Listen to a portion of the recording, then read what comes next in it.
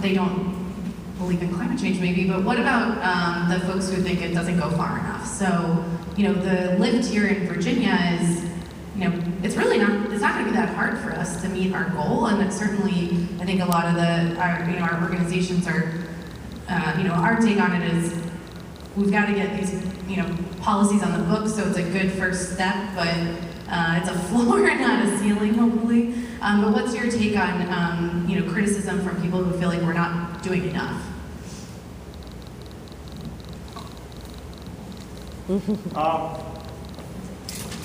There's always going to be that tension, and I think there's probably some truth to that. I mean, the good news is that the plan has incentives for us to exceed the goals as well.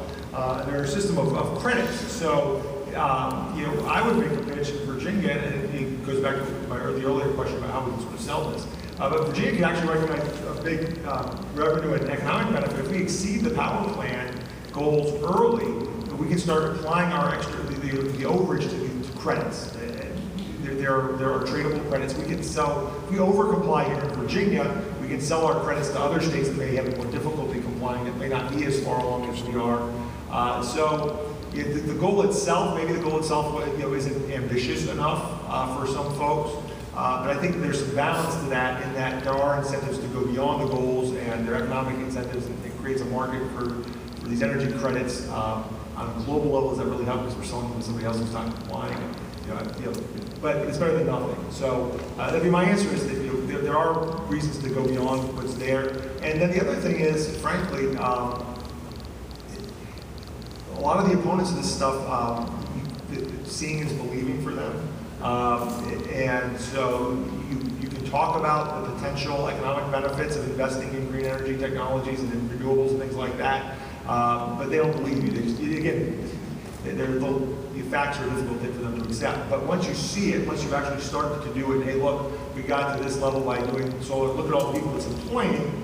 Wouldn't it be great if we could replicate that model all over the state? Or hey, we created 350 jobs with this project. We created 3,500 if we go by a factor of 10. So I think there's, it's good to get. It's a good start, and I think that it's achievable. I think it'll eventually get us where we need to be.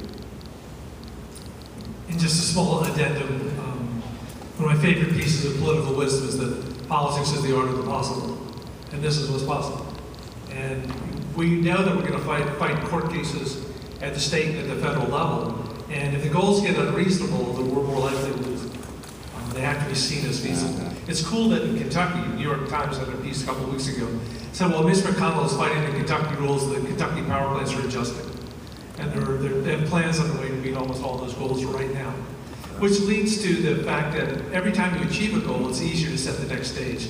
And the best recent example, climate-related, was our federal CAFE standard, corporate average fuel economy, was set at 22 miles per gallon in 1992. And it stayed there at 22 miles per gallon from 1992 through 2008. I see this up close and personal. So every development in technology went into making the cars bigger or faster, and then none of it into making them more fuel efficient. And when the president came in and said, okay, we're taking it from 22 to 36, and people screamed bloody murder, said it's not possible. And within 2 years, every manufacturer was able to take their corporate average fleet economy by 2015 from 22 to 36. So what did the president do? He went back and sat with the manufacturers, and now it's going to be at 54 by 2020. We've come, more than two and a half times in a pretty meaningful period.